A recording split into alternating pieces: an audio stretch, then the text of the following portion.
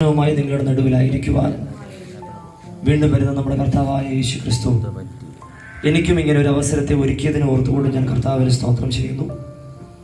Pentecost ഐക്യവേദിയുടെ president, secretary തുടങ്ങി ഇവിടെ ആയിരിക്കുന്ന എല്ലാവരെയും ഞാൻ ഒരിക്കൽ കൂടെ യേശു ക്രിസ്തുവിൻ്റെ നാമത്തിലുള്ള സ്നേഹത്തെയും വന്ദനത്തെയും അറിയിക്കുന്നു. സമയം മുഖവരികൾ പറഞ്ഞുകൊണ്ട് ദീർഘിപ്പിക്കുവാൻ ആഗ്രഹിക്കാതെ യേശു ക്രിസ്തുവിനെ കുറിച്ച് ചില സന്ദേശങ്ങൾ ഈ ദേശത്തോട് അറിയിക്കുവാൻ വേണ്ടിയാണ് ഞാൻ താല്പര്യപ്പെടുന്നത്. അതിനൊരു വേദഭാഗം ഒന്ന് വായിച്ച് കേൾപ്പിക്കാമോ? യോഹന്നാന്റെ സുവിശേഷം 1-ാം അധ്യായം അതിന്റെ 1-ാമത്തെ വാക്യം. യോഹന്നാന്റെ സുവിശേഷം. ആദിയിൽ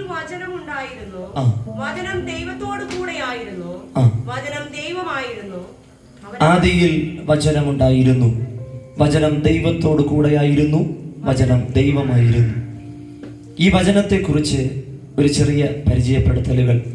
ഇവിടെ ആയിരിക്കുന്ന എല്ലാവരും ആരാണ് യേശു ക്രിസ്തു എന്നതിനെ കുറിച്ച് നിങ്ങൾക്ക് വ്യക്തവും കൃത്യവുമായി അറിയാവുന്നവരായിരിക്കാം. ഈ ശബ്ദത്തെ ശ്രവിച്ചുകൊണ്ടേ ആയിരിക്കുന്നവരും പ്രത്യേകാൽ ഇതിനെക്കുറിച്ച് അധികമായി പഠിച്ചിട്ടുള്ളവരും ആയിരിക്കാം. എങ്കിലും ചില ഓർമ്മപ്പെടുത്തലുകൾ ഇന്നേ ദിവസം ഈ സമയത്ത് പരിശുദ്ധ ആത്മാവിന് നൽകുവാനുള്ളത് കൊണ്ടാണ് ഇങ്ങനെയുള്ള മീറ്റിംഗ് ഇവിടെ ക്രമീകരിച്ചിരിക്കുന്നത്. ആരാണ് ഈ വചനം? യോഹന്നാന്റെ സുവിശേഷം 1-ാം അധ്യായം അതിന്റെ 1-ാമത്തെ വാക്യത്തിൽ പറഞ്ഞിരിക്കുന്ന ഈ വചനം ആരാണ്? ഒന്നാമത് എന്നോട് ചോദിച്ചാൽ ഞാൻ അതിന് ആദ്യം കൊടുക്കുന്ന ഉത്തരം ഈ വചനമാണ് ലോകത്തിന്റെ സൃഷ്ടിതാവ്. ഈ വചനമാണ് ലോകത്തിന്റെ സൃഷ്ടിതാവ്. ലോകത്തിന്റെ സൃഷ്ടിതാവ് എന്ന് പറയുമ്പോൾ നമ്മുടെ ഈ പ്രപഞ്ചത്തെ സൃഷ്ടിച്ചത് ഈ കർത്താവായ യേശു ക്രിസ്തുവാണ്. ഒരു യൂണിവേഴ്സ് എന്നുള്ള നിലയിൽ പറഞ്ഞുകൊണ്ടിരുന്ന ആ കാലഘട്ടങ്ങളിൽ നിന്ന് വ്യത്യസ്തമായി ഇന്ന് മൾട്ടിപ്പിൾ യൂണിവേഴ്സ് എന്നുള്ള കോൺസെപ്റ്റിലോട്ട് വന്നു കഴിഞ്ഞു. അതായത് മൾട്ടിവേഴ്സ് എന്നൊക്കെ പറയും. ഈ മൾട്ടിപ്പിൾ യൂണിവേഴ്സ് കോൺസെപ്റ്റിലോട്ട് വരുമ്പോൾ അതിനകത്ത് ഏകദേശം 2 ട്രില്യൺ ഗാലക്സികൾ ഉള്ളതിൽ ഒരു ഗാലക്സി മാത്രമാണ് നമ്മൾ ഉൾപ്പെട്ട ഈ മിൽക്കി വേ ഗാലക്സി. അതിനകത്ത് 100 to 400 ബില്യൺ സ്റ്റാർസ് ഉള്ളതിൽ ഒരു സ്റ്റാർ മാത്രമാണ് നമ്മുടെ സൂര്യൻ. ഈ സൂര്യന് ചുറ്റും അനേക പ്ലാനറ്റ്സ് ഉണ്ട്. അതിൽ ഡാർക്ക് പ്ലാനറ്റ്സിനെ മാറ്റി നിർത്തിയാൽ പ്രധാനപ്പെട്ട 8 പ്ലാനറ്റ്സിൽ 1 മാത്രമാണ് നമ്മുടെ ഭൂമി. ഈ ഭൂമിക്കകത്ത് 7 കോണ്ടിനെന്റ്സ്, 7 ഭൂഖണ്ഡം. അതിൽ 71% വാട്ടറാണ്, വെള്ളമാണ്. 29% മാത്രമാണ് ഭൂമി. ഈ ഭൂമിക്കകത്ത് 195 രാജ്യങ്ങൾ. ഈ 195 രാജ്യങ്ങളിൽ ഒരു രാജ്യം മാത്രമാണ് നമ്മൾ താമസിക്കുന്ന നമ്മുടെ ഇന്ത്യ. ഇന്ത്യക്കകത്ത് 28 സ്റ്റേറ്റ്സ്. ആ 28 സ്റ്റേറ്റ്സ് ഉള്ളതിൽ ഒരു സ്റ്റേറ്റ് മാത്രമാണ് നമ്മുടെ കേരളം. ആ കേരളത്തിൽ 14 ജില്ലകൾ. അതിനകത്ത് ഒരു ജില്ല മാത്രമാണ് നമ്മുടെ തിരുവനന്തപുരം. തലസ്ഥാന നഗരിയായ തിരുവനന്തപുരത്ത് ഈ കാരോടിനടുത്ത് ഈ ഒരു വെൺകുളം ഈ പ്രദേശത്ത് നമ്മൾ ഇങ്ങനെ ദൈവത്തെ സ്തുതിക്കുമ്പോൾ ലോകത്തിന്റെ സൃഷ്ടിതാവ് നമ്മളെ അറിയാമെന്ന് പറയുന്നത് തന്നെ ഒരു വലിയ അത്ഭുതമാണ്. അങ്ങനെ പറയാൻ ദൈവത്തിന് കഴിയുന്നു. ആരാണ് വചനമെന്ന് ചോദിച്ചാൽ ഈ എല്ലാ സൃഷ്ടിയുടെയും ഉറവിടമായ ദൈവം. അതിനകത്ത് ഒരു ചെറിയ ഒരു തരിയുടെ അത്ര പോലും കണക്കാക്കുവാൻ വിലയില്ലാത്ത നമ്മയൊക്കെ വ്യക്തിപരമായി ഓരോരുത്തരെയും പേര് ചൊല്ലി വിളിക്കാൻ തക്കവണ്ണം അറിയുന്ന ഒരു ദൈവത്തെയാണ് ഞാൻ പ്രസംഗിക്കുന്നത്. അത് മറ്റാരുമല്ല, ഞാൻ ഇവിടെ ഉയർത്തി കാണിക്കുന്ന കർത്താവായ യേശു ക്രിസ്തു മാത്രമാണ്. ഈ യേശു ക്രിസ്തുവാണ് ഈ വചനം. ചില പ്രത്യേകതകൾ പറയണമല്ലോ. വചനത്തിൽ നിന്ന് ലളിതമായി പറഞ്ഞാൽ സകലവും അവൻ മുഖാന്തരം ഉളവായി, ഉളവായതൊന്നും അവനെ കൂടാതെ ഉളവായതല്ല. എന്ത് സൃഷ്ടി ഇന്ന് നമ്മുടെ കണ്ണിൻ മുൻപിൽ ഈ ലോകത്ത് നമ്മൾ കാണുന്നുണ്ടെങ്കിലും സകലവും ദൈവത്തിനു വേണ്ടിയും സകലവും ദൈവത്താലും സൃഷ്ടിക്കപ്പെട്ടാക്കിയിരിക്കുന്ന സൃഷ്ടികളാണ്. ഇത് പറഞ്ഞ് മുൻപോട്ട് പോകുമ്പോൾ ഞാൻ വേഗത്തിൽ ഒന്ന് സ്കിപ്പ് ചെയ്ത് പോകാം. ലളിതമായിട്ടുള്ള ചില കാര്യങ്ങൾ മാത്രമാണ് പറയാൻ താല്പര്യപ്പെടുന്നു. അപ്പോൾ പ്രത്യേകത, യേശു ക്രിസ്തുവാണ് സകലത്തിൻ്റെയും സൃഷ്ടിതാവ്. അതിനെ തുടർന്ന് ഞാൻ യേശു ക്രിസ്തുവിൻ്റെ ഈ ഭൂമിയിലെ ജനനത്തെക്കുറിച്ച് അതിലേക്കൊന്ന് വരട്ടെ. ബാക്കി ഭാഗങ്ങൾ അവിടെ നിൽക്കാം. ചരിത്രത്തെ AD എന്നും BC എന്നും രണ്ടായിട്ട് കീറി മുറിച്ചുകൊണ്ട് അതിൻ്റെ നടുവിൽ ഒരു കേന്ദ്ര ബിന്ദുവായി സകല അവതാരകർത്താക്കളും നീതിമാന്മാരെ ശേഷിപ്പിച്ചുകൊണ്ട് പാപികളെ കൊന്നു മുടിക്കുവാൻ വേണ്ടി ഈ ഭൂമിയിലേക്ക് ഇറങ്ങി വന്നപ്പോൾ അതിൽ നിന്നും വ്യത്യസ്തമായി പാപികളെ സ്നേഹിച്ചുകൊണ്ട് പാപത്തെ വെറുത്തുകൊണ്ട് എല്ലാ മാനവരാശിയുടെ രക്ഷയ്ക്ക് വേണ്ടി വേഷത്തിൽ മനുഷ്യനായി താണ ഈ ഭൂമിയിലേക്ക് ഒരു ദാസനെ പോലെ ഇറങ്ങി വന്ന് അറുപ്പാനുള്ള ഒരു ആടിനെ പോലെ അവസാനം വരെയും അനുസരണമുള്ളവനായിരുന്ന ഒരു കർത്താവായ യേശു ക്രിസ്തുവിനെ കുറിച്ചാണ് ഞാൻ ഇവിടെ പ്രസംഗിക്കുന്നത്. നമ്മുടെ കർത്താവിൻ്റെ പ്രത്യേകത, നമ്മുടെ കർത്താവ് ദൈവം മാത്രമല്ല, നമ്മുടെ കർത്താവ് ഒരു മനുഷ്യപുത്രൻ കൂടെയായി മാറി. ദൈവത്തോടുള്ള സമത്വം മുറുകെ പിടിച്ചു കൊള്ളണമെന്ന് വിചാരിക്കാതെ ഇന്ന് ഈ ശബ്ദത്തെ ശ്രവിച്ചുകൊണ്ടിരിക്കുന്ന ആരാണെങ്കിലും, നിങ്ങൾ പള്ളിയിൽ പോകുന്നവരായിക്കോട്ടെ പോകാത്തവരായിക്കോട്ടെ, നിങ്ങൾ ഏത് വർണ്ണത്തിലുള്ള ആളായിക്കോട്ടെ, ഏത് കുടുംബത്തിനകത്ത് പെട്ട ആളായിക്കോട്ടെ, ഏത് സാഹചര്യത്തിൽ ജീവിക്കുന്നവരായിക്കോട്ടെ, നിങ്ങളുടെ പാപത്തിന് പരിഹാരത്തിന് വേണ്ടി ഈ ഭൂമിയിലേക്ക് ഇറങ്ങി വന്ന ഒരു യേശു ക്രിസ്തുവിനെ കുറിച്ചാണ് ഇന്നേ ദിവസം രാത്രിയിൽ ഇവിടെ പ്രസംഗിക്കുന്നത്. നമ്മുടെ കർത്താവായ യേശു ക്രിസ്തു മാത്രമാണ് മനുഷ്യന്റെ പാപത്തിനു വേണ്ടി ഈ താണ ഭൂമിയിലേക്ക് ഇറങ്ങി വന്നിട്ടുള്ളത്. മറ്റാരും അങ്ങനെ ഇറങ്ങി വന്നിട്ടില്ല സ്നേഹിത. നിന്റെ പാപത്തിനു വേണ്ടി ഒരേ ഒരു മനുഷ്യൻ മാത്രമേ ഈ ഭൂമിയിൽ ഇറങ്ങി വന്ന് മരിച്ചിട്ടുള്ളൂ. അവസാന തുള്ളി വരെ രക്തം വരെയും നൽകിയ ആ യേശു ക്രിസ്തുവിനെ കുറിച്ചാണ് പ്രസംഗിക്കുന്നത്. ചില പ്രത്യേകതകൾ കൂടെ പറയുന്നത് എനിക്ക് സന്തോഷമേ ഉള്ളൂ. യേശു ക്രിസ്തുവിന്റെ ജനനത്തിന് പ്രത്യേകത ഉണ്ടായിരുന്നു. സാധാരണ മനുഷ്യൻ ജനിക്കുന്നത് പോലെയല്ല യേശു ക്രിസ്തുവിന്റെ ജനനം. ഈ ലോകം കണ്ടതിൽ വെച്ച് കന്യക ഇന്നുവരെയും ഗർഭിണിയായി ഒരു മകനെ പ്രസവിച്ചിട്ടില്ല. ആദ്യമായി ചരിത്രത്തിൽ എല്ലാവരെയും ഞെട്ടിച്ചുകൊണ്ട് ഒരു പ്രവചന ശബ്ദം ഇപ്രകാരം വരുന്നു: കന്യക ഗർഭിണിയായി ഒരു മകനെ പ്രസവിക്കും. പ്രവചനം അരുളി ചെയ്തവരും പ്രവചനം രേഖപ്പെടുത്തിയവരും പ്രവചനം വായിച്ചവരുമെല്ലാം ഒരുപോലെ ഞെട്ടിക്കോരിത്തരിച്ചു കൊണ്ടിരിക്കുകയാ, ഇതെങ്ങനെ സംഭവിക്കുമെന്ന്. കാലസമ്പൂർണത വന്നപ്പോൾ ഒരു കന്യകയെ ദൈവം തിരഞ്ഞെടുത്തു. അതിനകത്ത് നിന്ന് കന്യക ഗർഭിണിയായി ഒരു മകനെ പ്രസവിച്ചു. യേശു ക്രിസ്തുവിന്റെ ജനനം ഒരു അത്ഭുതമായിരുന്നു. ഇന്നുവരെയും ലോകം കണ്ട ഒരു മനുഷ്യന്റെയും ജനനം പോലെയല്ല ഞാൻ ഇന്ന് ഇവിടെ പ്രസംഗിക്കുന്ന യേശു ക്രിസ്തുവിന്റെ ജനനം. യേശു ക്രിസ്തുവിന്റെ ജനനത്തിന് മാത്രമാണ് പ്രത്യേകതയുള്ളത്. യേശു ക്രിസ്തുവിന്റെ ജനനം കന്യക ഗർഭിണിയായി, അതായത് പരിശുദ്ധാത്മാവിനാൽ ജനിച്ച ജനനമാണ് നമ്മുടെ കർത്താവായ യേശു ക്രിസ്തുവിന്റെ ജനനം. യേശു ക്രിസ്തുവിന്റെ ജീവിതത്തിന് പ്രത്യേകതയുണ്ടായിരുന്നു. സകല മനുഷ്യരും ഒരുപോലെ പാപം ചെയ്ത് കൊള്ളരുതാത്തവരായി തീർന്നു എന്ന് വേദപുസ്തകം പറയുമ്പോൾ അതിനിടയിൽ നിന്ന് ഒരു മനുഷ്യൻ മാത്രം പാപം ചെയ്യാത്ത ഒരു മനുഷ്യൻ. എല്ലാവരും അത്ഭുതപ്പെടുന്നു. ഇതെങ്ങനെയാ ഒരു മനുഷ്യൻ മാത്രം പാപം അറിയാത്ത ഒരു മനുഷ്യൻ? എങ്ങനെയാ ഒരു മനുഷ്യൻ മാത്രം പാപം അറിയാത്ത ഒരു മനുഷ്യൻ? കാരണമുണ്ട്. ഇത് വെറും മനുഷ്യനല്ല, ഇത് സാക്ഷാൽ ദൈവം കൂടെയാണ്. അതിപരിശുദ്ധമായി, പരിശുദ്ധിയിൽ ഭയങ്കരനായ, വിശുദ്ധിയിൽ അധിവസിക്കുന്ന ദൈവമായതുകൊണ്ട് മനുഷ്യവേഷത്തിൽ ഇറങ്ങി വന്നാലും പാപത്തിന് തൊടുവാൻ കഴിയത്തില്ല. ജീവിതം കൊണ്ട് നമുക്ക് മാതൃക കാണിച്ചു തന്നിട്ടുള്ളത് ഈ കർത്താവായ യേശു ക്രിസ്തു മാത്രമാണ്. യേശു ക്രിസ്തു ഇങ്ങനെ ചോദിച്ചു: നിങ്ങൾക്കാർക്കെന്നെ പാപത്തെക്കുറിച്ച് ബോധ്യം വരുത്താം? പീലാത്തോസ് പറയുന്നത് ഈ നീതിമാന്റെ രക്തത്തിൽ എനിക്ക് പങ്കില്ല. പടയാളി പറയുന്നത് വാസ്തവത്തിൽ ഈ മനുഷ്യൻ ഒരു നീതിമാനായിരുന്നു. ചുരുക്കി പറഞ്ഞാൽ കൊല്ലുവാൻ ഏൽപ്പിച്ചു കൊടുത്തവരും എതിർത്ത് നിന്നവരും എല്ലാം ഒരുപോലെ പറയുന്നു ഇതൊരു നീതിമാനാണ്. യേശു ക്രിസ്തുവിന്റെ പാപത്തെക്കുറിച്ച് ബോധ്യം വരുത്തുവാൻ ഇന്നുവരെയും ഒരു മനുഷ്യനെ കൊണ്ട് കഴിഞ്ഞിട്ടില്ല. ഇനി മാനവരാശി എത്ര വർഷകാലം ജീവിച്ചിരുന്നാലും ആരെക്കൊണ്ടും ഒട്ടും കഴിയത്തുമില്ല. അങ്ങനെ ജീവിതം കൊണ്ട് മാതൃക കാണിച്ചു തന്നിട്ടുള്ള, പാപത്തെ തൊടുവാൻ കഴിയാത്ത, പാപത്തിന് തൊടുവാൻ കഴിയാത്ത ഒരേ ഒരു ശരീരമേ ഉള്ളൂ. അതാണ് നമ്മുടെ കർത്താവായ യേശു ക്രിസ്തുവിന്റെ ശരീരം. ഞാനിത് പറയുന്നതിനൊരു കാരണമുണ്ട്. അങ്ങനെയാണെങ്കിൽ മനുഷ്യനെ പാപത്തിൽ നിന്ന് മോചിപ്പിക്കുവാൻ പാപമില്ലാത്ത ഒരു വ്യക്തിയെ കൊണ്ടല്ലേ കഴിയൂ? അങ്ങനെ പാപമില്ലാത്ത യേശു ക്രിസ്തു മാത്രമല്ലേ ഉള്ളൂ. അപ്പോൾ നിങ്ങളെ രക്ഷിക്കുവാൻ മറ്റാരെ കൊണ്ടും കഴിയത്തില്ല. അതാണ് വേദപുസ്തകത്തിൽ പറയുന്നത്, മറ്റൊരുത്തനിലും രക്ഷയില്ല. നാം രക്ഷിക്കപ്പെടുവാൻ ആകാശത്തിന്റെ കീഴിൽ മനുഷ്യരുടെ ഇടയിൽ നൽകപ്പെട്ട യേശു ക്രിസ്തു എന്നൊരു നാമമല്ലാതെ മറ്റൊരു നാമമില്ല. അനേക നാമങ്ങളുള്ളതിൽ ഒരു നാമമല്ല കേട്ടോ. അനേക വഴികളുള്ളതിൽ ഒരു വഴി അല്ല കേട്ടോ. ഞാൻ തന്നെ വഴിയും സത്യവും ജീവനുമാകുന്നു. ഞാൻ മുഖാന്തരമല്ലാതെ ആരും പിതാവിന്റെ അടുക്കൽ എത്തുന്നില്ല. നിങ്ങളുടെ കുടുംബത്തെ നോക്കിയ എനിക്ക് ഇന്നേ ദിവസം രാത്രികാലം വിളിച്ചു പറയാനുള്ളത്, കർത്താവായ യേശു ക്രിസ്തുവിൽ വിശ്വസിക്ക, എന്നാൽ നീയും നിന്റെ കുടുംബവും രക്ഷ പ്രാപിക്കും. ഇനിയും കുറച്ചു കാലം കൂടെ വെയിറ്റ് ചെയ്തിട്ട് പതുക്കെയൊക്കെ മതിയോ എന്ന് ചോദിച്ചാൽ അതിനുകൊണ്ട് ഉത്തരം വേദപുസ്തകത്തിനകത്ത് തന്നെ. കാലം തികഞ്ഞു, ദൈവരാജ്യം സമീപിച്ചിരിക്കുന്നത് കൊണ്ട് മാനസാന്തരപ്പെട്ട് സുവിശേഷത്തിൽ വിശ്വസിപ്പീൻ. നാളെയാകാമെന്ന് പറഞ്ഞ് മാറ്റിവെക്കാനുള്ള സമയമൊന്നുമില്ല. സ്വർഗരാജ്യം സമീപിച്ചിരിക്കുന്നത് കൊണ്ട് ഇന്ന് തന്നെ മാനസാന്തരപ്പെട്ട് മാനസാന്തരത്തിന് യോഗ്യമാകും വണ്ണമുള്ള ഫലം കായ്ക്കുവാൻ ഈ ശബ്ദത്തെ കേൾക്കുന്നവരിടയായി തീരട്ടെ. യേശു ക്രിസ്തുവിന്റെ ജീവിതത്തിന് ഒരു പ്രത്യേകതയുണ്ട്. അത് പറയുമ്പോൾ ഒരു ഭാഗം കൂടെ പറയണമല്ലോ. യേശു ക്രിസ്തുവിന് മാത്രമാണ് ജീവിതത്തിലൊരു പ്രത്യേകതയാ.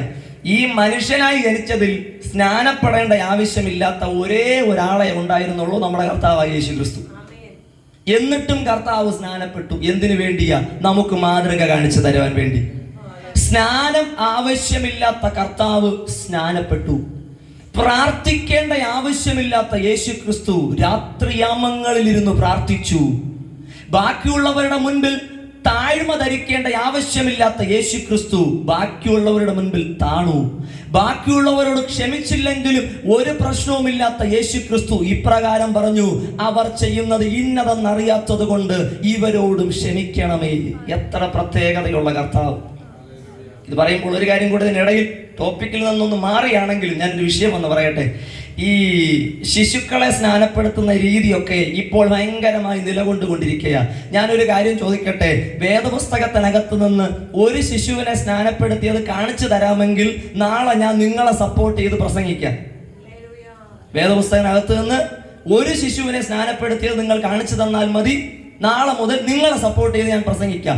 ഈ വേദപുസ്തകത്തിനകത്ത് ഒറ്റ ശിശുക്കളെ പോലും സ്നാനപ്പെടുത്തിയിട്ടില്ല. പക്ഷേ അതിനുശേഷം അതിബുദ്ധി ഉണ്ടായ ആളുകളാണ് അത് പിന്നീട് ആരംഭിച്ചു തുടങ്ങിയത്. വേദപുസ്തകത്തിനകത്ത് പറഞ്ഞിരിക്കുന്നത് ശിശുസ്നാനവുമല്ല, മുതിർന്ന സ്ഥാനവുമല്ല.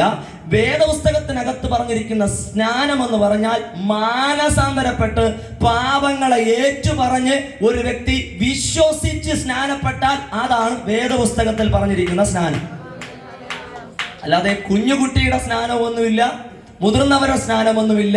ഒരു മനുഷ്യൻ തന്റെ പാപങ്ങളെ കുറിച്ച് മാനസാന്തരം ഉണ്ടായിട്ട് യേശു ക്രിസ്തുവിൽ കൂടെ മാത്രമേ രക്ഷയുള്ളൂ എന്ന് വിശ്വസിച്ചുകൊണ്ട് സ്നാനപ്പെട്ടാൽ അത് മാത്രമാണ് സ്വർഗം ആഗ്രഹിക്കുന്ന, സ്വർഗം അംഗീകരിക്കുന്ന ഒരു സ്നാനം. യേശു ക്രിസ്തുവിന്റെ ജീവിതത്തിന് ഒരു പ്രത്യേകത ഉണ്ടായിരുന്നു. ഞാൻ അത് വേഗത്തിൽ പറഞ്ഞു പോവുക. യേശു ക്രിസ്തുവിന്റെ ജീവിതത്തിന് മാത്രമല്ല പ്രത്യേകത ഉണ്ടായിരുന്നത്, യേശു ക്രിസ്തുവിന്റെ മരണത്തിന് പ്രത്യേകത ഉണ്ടായിരുന്നു. എന്താണ് യേശു ക്രിസ്തുവിന്റെ മരണത്തിന്റെ പ്രത്യേകത? ബാക്കിയുള്ളവരെല്ലാവരും മരിക്കുന്നത് പല കാരണം കൊണ്ടാണ്. നമ്മൾ പത്രങ്ങളൊക്കെ എടുത്ത് നോക്കിക്കഴിഞ്ഞാൽ അറിയാം. നോക്കുമ്പോൾ വാഹന അപകടത്തിൽ മരിച്ചു, രോഗം വന്ന് മരിച്ചു, ഇല്ലെങ്കിൽ വേറെ എന്തെങ്കിലും ആരെങ്കിലും കൊന്നു, ഇല്ലെങ്കിൽ സൂയിസൈഡ് ചെയ്തു. ഇതുപോലെ പല നിലകളിലാണ് ബാക്കിയുള്ളവരുടെ മരണം. പക്ഷേ യേശു ക്രിസ്തുവിന്റെ മരണം ഒരു കൊലപാതകമല്ല. യേശു ക്രിസ്തുവിന്റെ മരണം ഒരു ആത്മഹത്യയല്ല. യേശു ക്രിസ്തുവിന്റെ മരണം ഒരു അപകട മരണമല്ല. പിന്നെയോ, നിങ്ങൾ ആരെ തിരയുന്നു എന്ന് ചോദിച്ചപ്പോൾ അവർ പറഞ്ഞു യേശു ക്രിസ്തുവിനെ. അങ്ങനെ നിങ്ങൾ എന്നെ ആകുന്നു തിരയുന്നെങ്കിൽ ഞാൻ തന്നെ എന്ന് പറഞ്ഞ് ഏൽപ്പിച്ചു കൊടുത്ത കർത്താവാണ് നമ്മുടെ കർത്താവ്. എന്തുകൊണ്ടാ? മനുഷ്യന്റെ പാപപരിഹാരത്തിനു വേണ്ടി സ്വന്തമായി ഏൽപ്പിച്ചു കൊടുത്ത് കാൽവരി ക്രൂശിൽ മരിച്ച ഒരേ ഒരു വ്യക്തി മാത്രമേ ഉള്ളൂ, അതാണ് നമ്മുടെ കർത്താവായ യേശു ക്രിസ്തു. അതുകൊണ്ട് യേശു ക്രിസ്തുവിന്റെ മരണത്തിനൊരു പ്രത്യേകതയുണ്ടായിരുന്നു. സാധാരണ മരിക്കപ്പെട്ടവരെല്ലാവരും മരിക്കുന്നത് പോലെയല്ല യേശു ക്രിസ്തു മരിച്ചത് കേട്ടോ. യേശു ക്രിസ്തുവിന്റെ മരണത്തിന് മാത്രമേ ലോകം കണ്ടതിൽ ഒരു പ്രത്യേകതയുള്ളൂ. ബാക്കിയുള്ളവർ മരിക്കുമ്പോൾ സ്വന്തമായി ചിന്തിച്ച് മരിച്ചപ്പോൾ, യേശു ക്രിസ്തു മരിച്ചപ്പോൾ മാത്രം എന്നെയും നിങ്ങളെയും ഓർമ്മിച്ചാ മരിച്ചേ. കഴിയുമെങ്കിൽ ഈ പാനപാത്രം എന്നിൽ നിന്ന് നീക്കണമേ, എങ്കിലും എന്റെ ഇഷ്ടമല്ല എന്റെ ദൈവത്തിന്റെ ഇഷ്ടമെന്ന് പറയുമ്പോൾ ആ പാനപാത്രത്തിനകത്തുണ്ടായിരുന്നത് യേശു ക്രിസ്തുവിന്റെ പാപമല്ല, നസ്രയനായ യേശു ക്രിസ്തുവിന്റെ പാപമല്ല. ആ പാനപാത്രത്തിനകത്ത് ഉള്ളടക്കം ചെയ്തിരുന്നത് എന്റെയും നിങ്ങളുടെയും പാപമാണ്. നമ്മുടെ പാപത്തിന്റെ ആ ക്രോധമദ്യം പോലെ അതിനകത്ത്, ദൈവത്തിന്റെ ആ ഒരു ക്രോധമദ്യത്തിനകത്ത് അകപ്പെട്ടു പോയത് നമ്മുടെ അരുമനാഥനായ യേശു ക്രിസ്തുവായിരുന്നു. ഒന്ന് കുറേ 40 അടി ശരീരത്തിൽ ഏറ്റുവാങ്ങി. ചാട്ടവാറ് കൊണ്ടുള്ള അടി ശരീരത്തിൽ ഏറ്റുവാങ്ങിയപ്പോൾ മാംസങ്ങൾ ശരീരത്തിൽ നിന്ന് പറഞ്ഞു മാറുന്ന നിലയിൽ ആ തക്കവണ്ണമുള്ള അടി വാങ്ങി. മുൾക്കിരീടം ശിരസിന്മേൽ അടിച്ചുകൊണ്ട് മുഖത്ത് തുപ്പി വേണ്ടും വണ്ണം എല്ലാവരും വളഞ്ഞെന്ന് പരിഹസിച്ചപ്പോഴും അവരോട് തിരിച്ചൊരൽപ്പം പോലും പ്രതികരിക്കാത്തതിന്റെ കാരണം ഒന്നേ ഉണ്ടായിരുന്നുള്ളൂ: എന്റെയും നിങ്ങളുടെയും പാപത്തിന് ഒരു മോചനം വേണമെന്നുള്ളതായിരുന്നു ആ മരണത്തിന്റെ ഏറ്റവും വലിയ പദ്ധതി. പീലാത്തോസ് പറയുന്നു യേശുക്രിസ്തുവിനോട്, നീ ഇങ്ങനെ മൗനമായിരിക്കരുത്, എനിക്ക് കൊല്ലാനും വെറുതെ വിടാനും യോഗ്യതയുണ്ടെന്നാണ് പീലാത്തോസ് പറഞ്ഞത്. ഇപ്പോൾ യേശുക്രിസ്തു തിരിച്ചു പറയുന്ന ഒരു ഭാഗമുണ്ട്: മുകളിൽ നിന്ന് അധികാരം കിട്ടിയിട്ടല്ലാതെ പീലാത്തോസെ നിന്റെ പേന ചലിക്കത്തില്ല. ആമേൻ പറയാൻ പറ്റുന്നുണ്ടോ നിങ്ങൾ? പല പീലാത്തോസുമാരും ഇന്ന് വിചാരിച്ചിരിക്കുന്നത്, അവർ വിചാരിച്ചാൽ ചിലതൊക്കെ നടക്കുമെന്നാണ് വിചാരിച്ചിരിക്കുന്നത്. മുകളിൽ നിന്ന് അധികാരം കിട്ടിയിട്ടല്ലാതെ ഒരു പീലാത്തോസിന്റെ പേനയും ദൈവമക്കൾക്ക് വിരോധമായി ചലിക്കത്തില്ലെന്ന് ഞാൻ ഈ ശബ്ദം കേൾക്കുന്ന എല്ലാവരോടും ഉറപ്പിച്ച് വിളിച്ചു പറയുന്നു. എന്ത് വിഷയം നടക്കണമെങ്കിലും മുകളിൽ നിന്ന് അനുവാദം കിട്ടിയിട്ടല്ലാതെ ഒന്നും നടക്കത്തില്ല. ദൈവമക്കളോടൊരു ദൂതനിൽ നിന്ന് പറയട്ടെ, പല ശത്രുക്കളും നമ്മുടെ മുൻപിൽ നിന്ന് വെല്ലുവിളിക്കുകയാ, പല സമയത്ത് നമ്മുടെ മുൻപിൽ നിന്ന് വാദിച്ചു കൊണ്ടിരിക്കുക, പല വിഷയങ്ങൾ പറഞ്ഞ് നമ്മുടെ എതിർത്ത് നിന്നുകൊണ്ടിരിക്കുക. എന്തെന്ന് പറഞ്ഞാൽ നമ്മളെ അങ്ങ് തകർത്ത് കളയുമെന്നാ പറയുന്നേ, നമ്മളെ അങ്ങ് തീർത്ത് കളയുമെന്നാ പറയുന്നേ, നമ്മളെ വീഴ്ത്തിക്കളയുമെന്നാ പറയുന്നത്. അതിനോട് തിരിച്ചു പറയാൻ നമുക്കൊരു വാക്കുണ്ടായിരിക്കണം. എന്നെ നട്ടവൻ എന്നോട് പറഞ്ഞത് അങ്ങനെയല്ല, എന്നെ നട്ട എന്റെ ദൈവം പറഞ്ഞത് അങ്ങനെയല്ല. നമ്മളെ നട്ട, നമ്മളെ സൃഷ്ടിച്ച, നമ്മളെ അമ്മയുടെ ഉദരത്തിനകത്തായിരുന്നപ്പോൾ തന്നെ പേര് ചൊല്ലി വിളിച്ച ദൈവം പറഞ്ഞത്, ഞാൻ ലോക അവസാനത്തോളം എല്ലാ നാളും നിന്നോട് കൂടെയുണ്ടെന്നാണെങ്കിൽ ആ കർത്താവിന്റെ സന്നിധിയിൽ നമുക്ക് ഭയപ്പെടേണ്ട, ഭാരപ്പെടേണ്ട ഒരു വിഷയമില്ല. വിശ്വാസത്തിന്റെ അളവറ്റ വലിപ്പം അങ്ങ് വെളിപ്പെടണം. യേശുക്രിസ്തുവിന്റെ മരണത്തിന് പ്രത്യേകത ഉണ്ടായിരുന്നു, അതുകൊണ്ട് തീർന്നില്ല. യേശുക്രിസ്തുവിന്റെ മരണം കഴിഞ്ഞും ഒരു പ്രത്യേകത ഉണ്ടായിരുന്നു. കാരണം ഇത്രയേ ഉള്ളൂ: ഇന്ന് ലോകം കണ്ട എല്ലാ കല്ലറകളും അടഞ്ഞു കിടക്കുമ്പോൾ ഒരു കല്ലറ മാത്രം തുറന്നിരിക്കുന്നു. സന്തോഷമുള്ളവർ ദൈവത്തിന് സ്തോത്രം ചെയ്താട്ടെ. എല്ലാ കല്ലറകളും അടഞ്ഞിരിക്കുമ്പോൾ ഒരു കല്ലറ മാത്രം തുറന്നിരിക്കുന്നു. കാരണം എന്താ? അതിൽ എഴുതി വെച്ചിട്ടുണ്ട്, അവൻ ഇവിടെ ഇല്ല, അവൻ ഉയർത്തെഴുന്നേറ്റ് കഴിഞ്ഞു.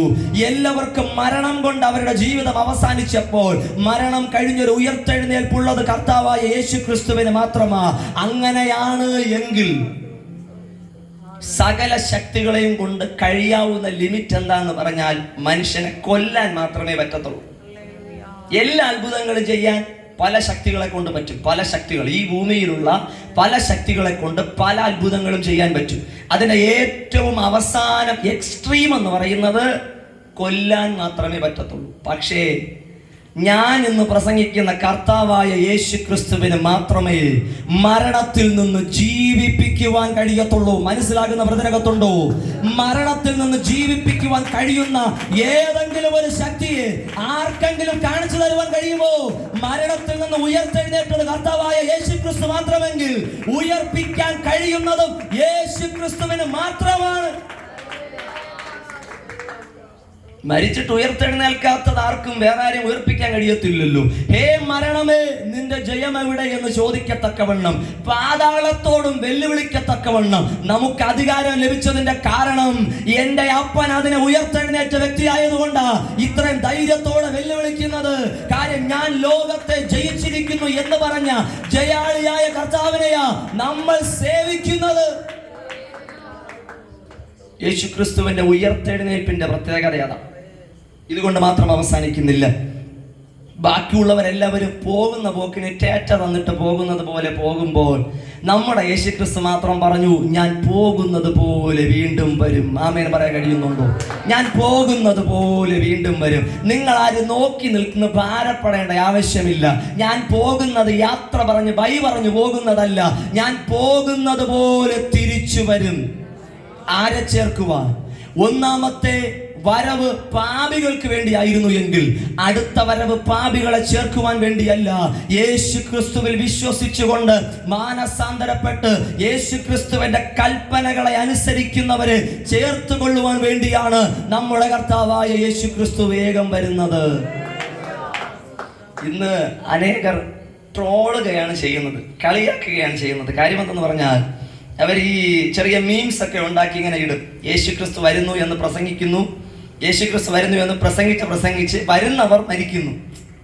അവർ കളിയാക്കുന്ന രീതി അതാണ്. യേശുക്രിസ്തു വരുമെന്ന് പ്രസംഗിക്കുന്നവർ പ്രസംഗിച്ച് അവർ മരിക്കുന്നു. പക്ഷെ യേശുക്രിസ്തു ഇതുവരെ വന്നിട്ടില്ലെന്നാണ് അവർ കളിയാക്കുന്നത്. മിക്കവാറും എല്ലാ പ്രസംഗത്തിന്റെ താഴെയും ഈ മീംസ് വരാറുണ്ട്. അത് അവരുടെ ഒരു രീതിയാണ്. ഞാൻ അവരോടും എല്ലാവരോട്ടുമായിട്ട് ഒന്ന് പറഞ്ഞോട്ടെ, കളിയാക്കുന്നവരെല്ലാം കളിയാക്കിക്കൊണ്ടേ ഇരിക്കും. നോഹയുടെ കാലത്തും ഇതുപോലെ കുറച്ചു പേരെ ദൈവം വച്ചിരുന്നു. കാര്യം അവർക്ക് അതിനുള്ള കഴിവേ ഉള്ളൂ. വെള്ളത്തിൽ നിന്ന് രക്ഷപ്പെടാനുള്ള കഴിവ് അവർക്ക് കിട്ടിയിട്ടില്ല.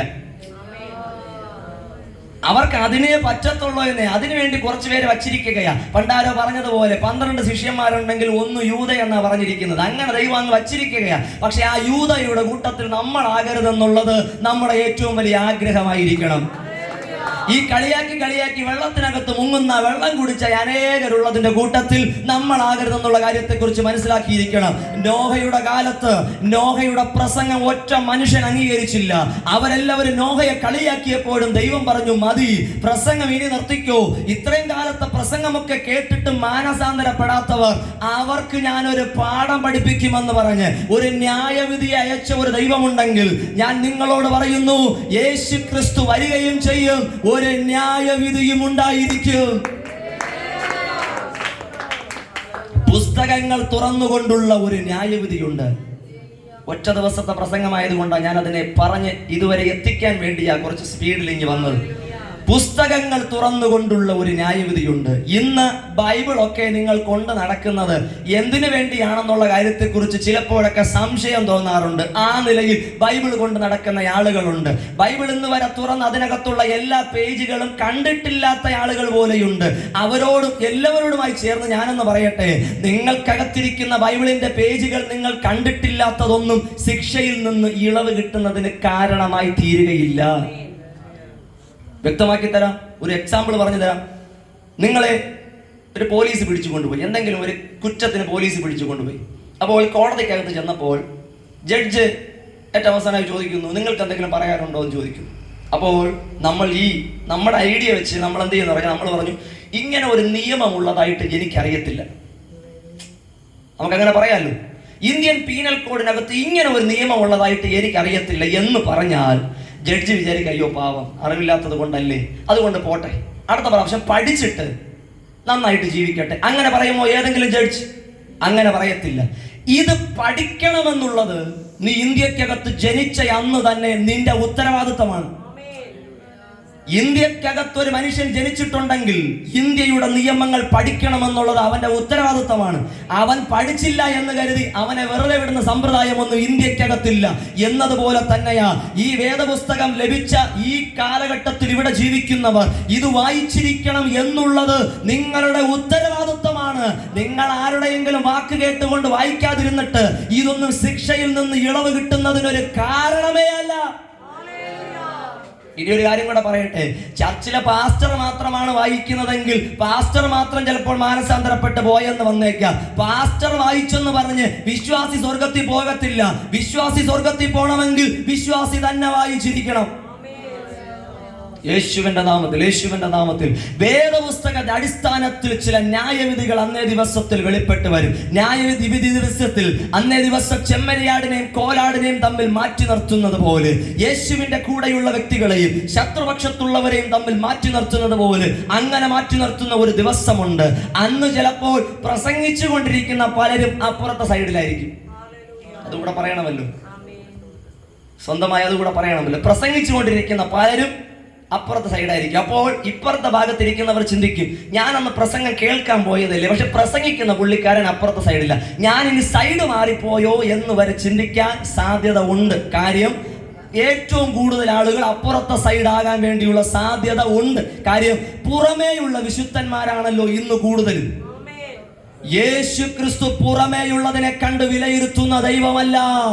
മനുഷ്യന്റെ അകത്തുള്ള ചിന്തകളെയും വിവേചനങ്ങളെ പോലെ കൃത്യമായി അറിഞ്ഞുകൊണ്ട് അതിന് തക്കവണ്ണം പ്രവർത്തിക്കുന്ന ഒരു ദൈവമാണെന്ന് മറന്നു പോകരുത്. വെള്ളയുടുപ്പെട്ടെന്ന് പറഞ്ഞ് ആരും വിശുദ്ധനായി മാറത്തില്ല. പുറത്തുകൂടെ വചനം പറഞ്ഞെന്ന് പറഞ്ഞു ആരും വിശുദ്ധനായി മാറുന്നില്ല. ഏതെങ്കിലും നിലയിലൊക്കെ നമ്മൾ പ്രഹസനങ്ങൾ കാണിച്ചെന്ന് പറഞ്ഞു വിശുദ്ധനായി മാറുന്നില്ല. അത് ജീവിതത്തിനകത്തുണ്ടായിരിക്കണം. അങ്ങനെ ഒരു ന്യായവിധി ദിവസം നമ്മുടെ മുൻപിൽ വരാൻ പോകുകയാണ്. ഞാനിത് പറയുമ്പോൾ അത് മാത്രം അല്പം ഡീറ്റെയിൽ ആയിട്ടൊന്ന് പറഞ്ഞോട്ടെ. യേശു ക്രിസ്തു നമ്മെ തിരഞ്ഞെടുത്തത് ആരാധന, പ്രാർത്ഥന എന്നുള്ള കാര്യത്തെക്കുറിച്ച് ഉപരിയായി യേശു ക്രിസ്തുവിന്റെ സന്ദേശത്തിനകത്തല്ല നന്മ ചെയ്യുന്ന ഒരു വിഷയം ഏറ്റവും അധികമായി ഉണ്ട്. നമ്മൾ പലപ്പോഴും വിട്ടുകളയുന്ന ഒരു ഭാഗമുണ്ട്. കാര്യം, നല്ല ശമരിയാക്കാരനെ കുറിച്ച് പ്രസംഗിച്ച് കേൾക്കാൻ നല്ല രസമാണ്. പക്ഷെ നല്ല ശമരിയാക്കാരനെ അതുപോലെ ജീവിക്കുക എന്ന് പറഞ്ഞാൽ പ്രയാസമുള്ള കാര്യമാണ്. യേശുക്രിസ്തു ചോദിക്കുന്നു, ഞാൻ ആഹാരമില്ലാത്തവനായിരുന്നു, നിങ്ങൾ എനിക്ക് ഭക്ഷണം തന്നില്ല. ഞാൻ വസ്ത്രമില്ലാത്തവനായിരുന്നു, നിങ്ങൾ എന്നെ ഉടുപ്പിച്ചില്ല. ഞാൻ കാരാഗ്രഹത്തിലായിരുന്നു, നിങ്ങൾ എന്നെ കാണുവാൻ വന്നില്ല. അപ്പോൾ ബാക്കിയുള്ളവരെല്ലാവരും നിന്നുകൊണ്ട് ചോദിക്കും, കർത്താവേ, അങ്ങ് എപ്പോഴാണ് വസ്ത്രമില്ലാതിരുന്നത്? അങ്ങ് എപ്പോഴാണ് ആഹാരമില്ലാതിരുന്നത്? അങ്ങ് എപ്പോഴാണ് കാരാഗ്രഹത്തിനകത്തായിരുന്നത്? അപ്പോൾ യേശു ക്രിസ്തു പറയുന്ന ഒരു മറുപടിയുണ്ട്, ഈ ചെറിയവരിൽ ഒരുത്തന് നീ ചെയ്യുന്നതല്ല, നീ എനിക്ക് ചെയ്തിരിക്കുന്നു. യേശു ക്രിസ്തുവിന്റെ പ്രത്യേകത എന്ന് പറഞ്ഞാൽ, അതാ ഞാൻ അടുത്ത് പറയുന്നത്, യേശു ക്രിസ്തുവിന്റെ പഠിപ്പിക്കലുകളല്ല ഭയങ്കര പ്രത്യേകതയുള്ള പഠിപ്പിക്കല. ഈ ചെറിയ ഒരു മനുഷ്യന് വേണ്ടി ചെയ്യുന്നതല്ല, നീ എനിക്ക് വേണ്ടി ചെയ്തിരിക്കുന്നു. എന്നിട്ട് പറയുന്നത്, നിങ്ങളെ ശത്രുക്കളെ സ്നേഹിപ്പിൻ, നിങ്ങളെ ഉപദ്രവിക്കുന്നവർക്ക് വേണ്ടി പ്രാർത്ഥിപ്പിൻ, ആരും തിന്മയ്ക്ക് പകരം തിന്മ ചെയ്യാതെ എല്ലാവരോടും നന്മ മാത്രം ചെയ്യുവിൻ. പഠിപ്പിക്കുക മാത്രമല്ല, അങ്ങനെ ജീവിച്ച് കാണിച്ചു തന്നു. അതുകൊണ്ട് നമ്മുടെ ജീവിതത്തിനകത്ത് ഒന്നാമത് ഒരു ക്രമീകരണം ഉണ്ടായിരിക്കണം. ഈ ശബ്ദത്തെ കേൾക്കുന്ന ആർക്കെങ്കിലും യേശുക്രിസ്തുവിനെ പിൻപറ്റണമെന്ന് താല്പര്യമുണ്ടെങ്കിൽ നിങ്ങൾക്ക് വ്യത്യാസം വരേണ്ടത് കള്ളർ ഷർട്ട് മാറി വെള്ള ഷർട്ടിലോട്ടുള്ള വ്യത്യാസമല്ല. നിങ്ങൾക്ക് വ്യത്യാസം വരേണ്ടത് നിങ്ങൾ വേറെ ആയുധം കയ്യിൽ വെച്ചത് മാറിയിട്ട് വേദപുസ്തകം കയ്യിലെടുക്കുന്ന വ്യത്യാസവുമല്ല. പുറമേ കാണിക്കുന്ന വ്യത്യാസങ്ങളെക്കാളൊക്കെ ഉപരി നിങ്ങളുടെ ഹൃദയത്തിനകത്ത് വരുന്ന വ്യത്യാസമാണ് നിങ്ങളുടെ ജീവിതത്തിൽ ഏറ്റവും ആദ്യം ഉണ്ടാകേണ്ടത്. ഹൃദയത്തിനകത്തൊരു വ്യത്യാസം ഉണ്ടാകണം. പാപത്തോടുള്ള ആഗ്രഹം നമ്മുടെ ഹൃദയത്തിനകത്തുനിന്ന് മാറിപ്പോകണം. ബാക്കിയുള്ള വിഷയങ്ങളോടുള്ള ബന്ധത്തിലുള്ള നമ്മുടെ അപ്രോച്ച് പൂർണ്ണമായും മാറണം. അതിനോടുള്ള ബന്ധത്തിൽ നമ്മൾ നിൽക്കുന്ന രീതികൾ, നമ്മുടെ സ്വഭാവം പൂർണ്ണമായി മാറണം. അതാണ് യേശു ക്രിസ്തു നമ്മളെ പഠിപ്പിച്ച യേശു ക്രിസ്തുവിന്റെ പ്രത്യേകത. ഇനി ഞാൻ ഒരു കാര്യം കൂടെ അവസാന ഭാഗം എന്ന് പറയട്ടെ. ഇത് കഴിഞ്ഞതിന് ശേഷം പുതിയ ആകാശവും പുതിയ ഭൂമിയും പോലെയൊക്കെ അതിനുശേഷം ദൈവമക്കളെ ഒരുക്കിയിട്ട് വരുന്ന ഒരു കാലഘട്ടത്തെക്കുറിച്ച് ഓർക്കുമ്പോൾ നമുക്കതൊക്കെ ഭയങ്കര സന്തോഷമുള്ള ഒരു കാര്യമാണ്. പക്ഷെ ഞാനൊരു കാര്യം ചോദിക്കട്ടെ, അത്രയും പ്രത്യാശയുള്ളവരാണ് എങ്കിൽ എന്തിനാ നാളത്തെക്കുറിച്ച് വിചാരപ്പെടുന്നത്? എന്തിനാ നാളത്തെക്കുറിച്ച് വിചാരപ്പെടുന്നത്? ഈ ഒരു കാര്യം, യേശുക്രിസ്തു ഇന്ന് വരുമെന്ന് പറയുന്നത് നമ്മളാണെങ്കിലും ബിൽഡിംഗ് ഇട്ട് കഴിഞ്ഞാൽ 10 വർഷം ഇരിക്കാനുള്ള കണക്കിനെ ഇടത്തുള്ളൂ.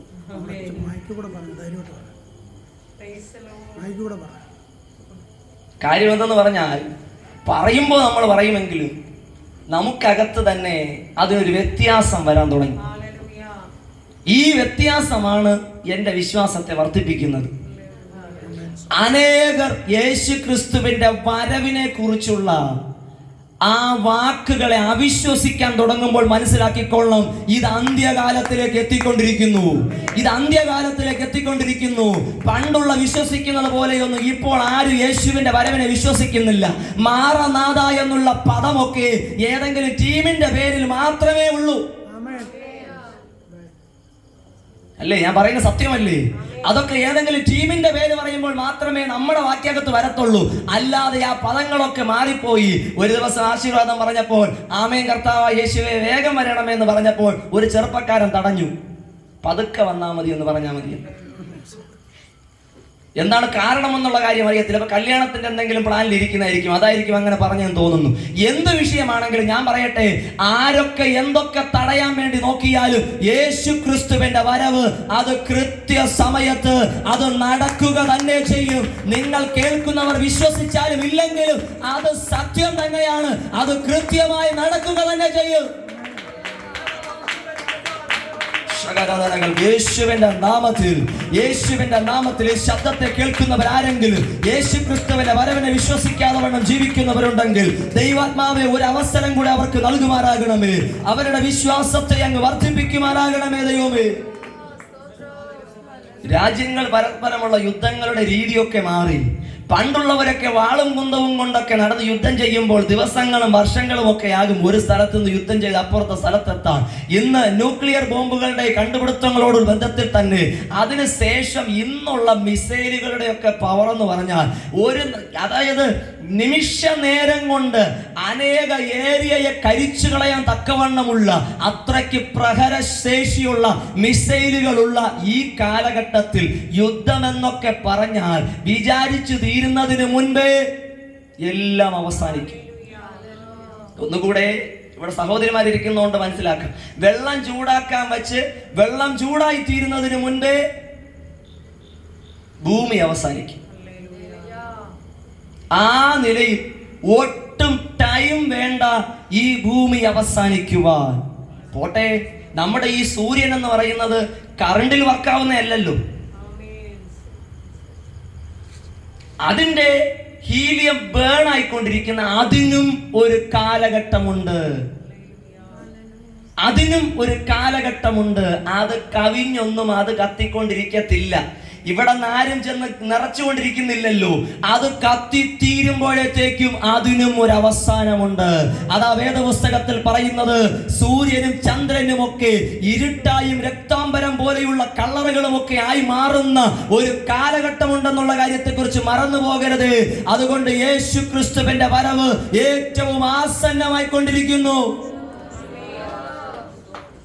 ഇനി മാത്രമല്ല, ടെക്നോളജിയുടെ കാര്യത്തേക്കൊന്ന് നോക്കിയേ.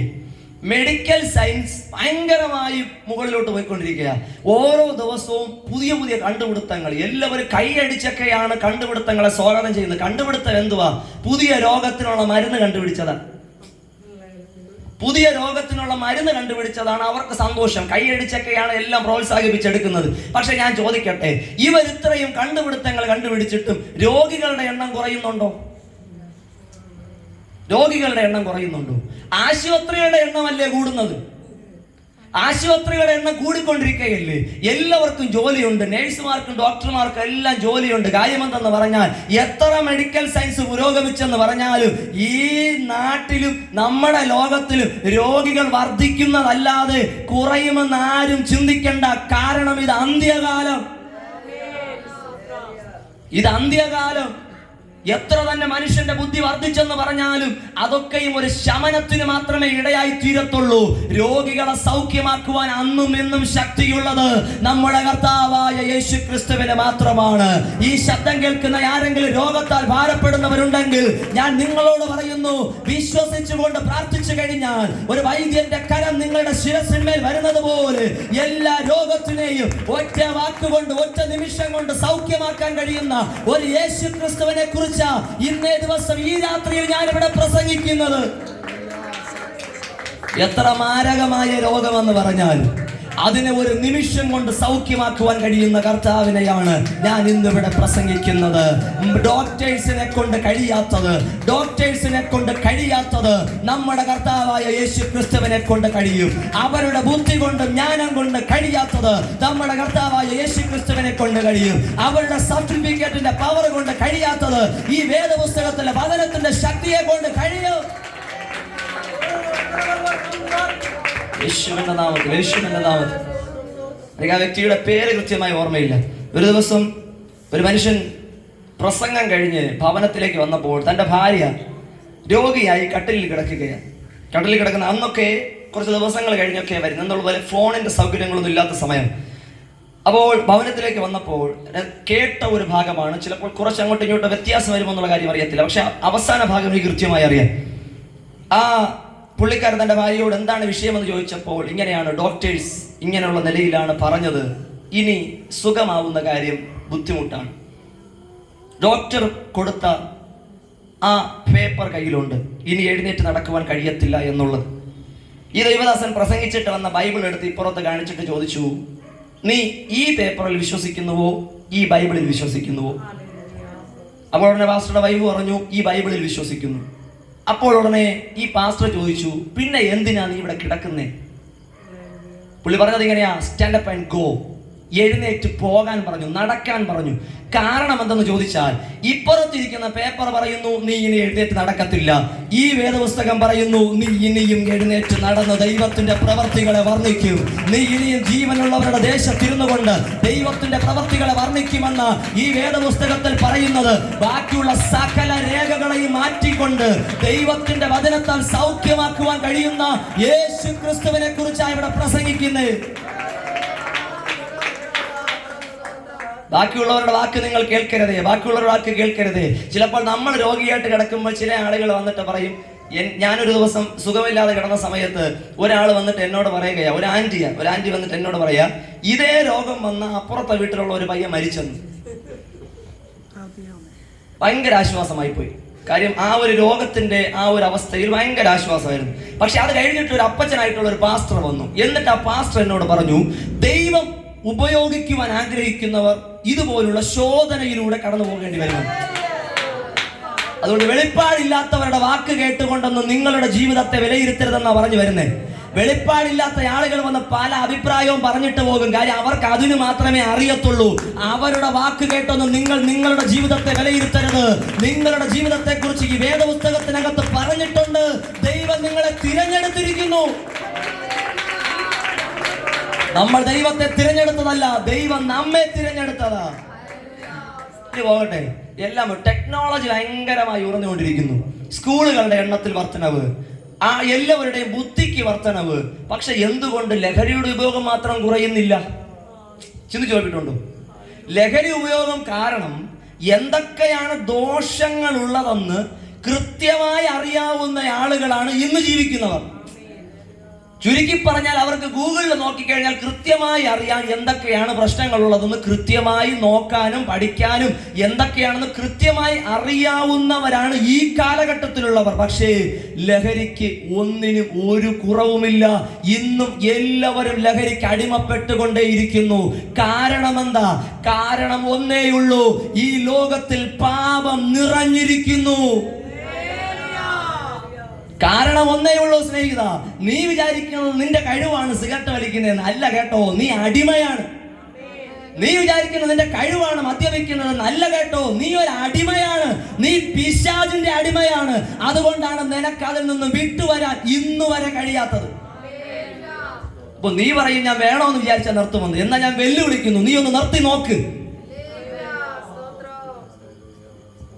നീ ഒന്ന് നിർത്തി നോക്ക്.